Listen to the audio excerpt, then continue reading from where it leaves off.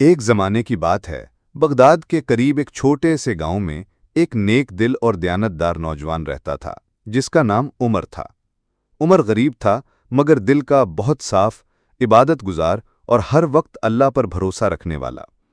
اس کی ماں بچپن میں ہی فوت ہو گئی تھی اور باپ ایک درزی تھا جو عمر کو محنت کا درس دیتا رہتا تھا۔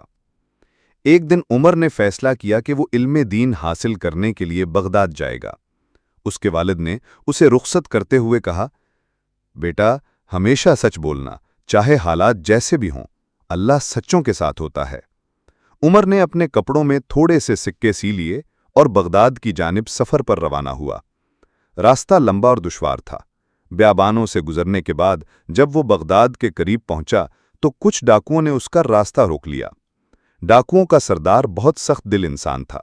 اس نے عمر سے پوچھا، بتا تیرے پاس کیا ہے؟ عمر نے اپنے والد کی نصیحت یاد کی اور دل میں اللہ کا نام لے کر سچ بولا، میرے کپڑوں میں چاندی کے 40 سکے سیے ہوئے ہیں۔ ڈاکو حیران ہو گئے۔ ان میں سے ایک بولا، یہ کیسا بے وقوف ہے، خود ہی سچ بتا رہا ہے۔ سردار نے عمر کی تلاشی لی اور واقعی اس کے کپڑوں میں سے سکے نکل آئے۔ وہ حیرت زدہ ہو گیا اور غصے سے بولا، تو نے سچ کیوں بولا؟ جان سے ہاتھ دھو بیٹھے گا۔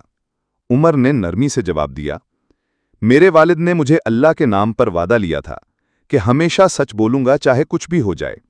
میں اپنے والد سے جھوٹ نہیں بول سکتا۔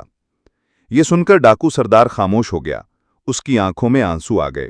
اس نے کہا، یہ بچہ اللہ سے ڈرتا ہے اور ہم سالوں سے اللہ کا خوف چھوڑ چکے ہیں۔ ہم نے کتنا ظلم کیا ہے۔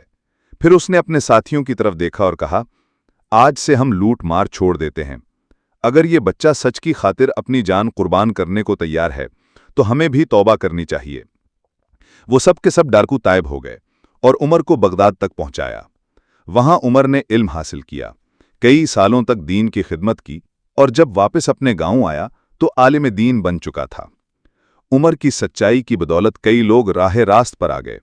اس کے باپ نے فخر سے اپنے بیٹے کو گلے لگا لیا۔ سبق: یہ کہانی ہمیں سکھاتی ہے کہ سچ بولنا بظاہر نقصان دہ لگتا ہے مگر در حقیقت اللہ تعالیٰ سچوں کے ساتھ ہوتا ہے۔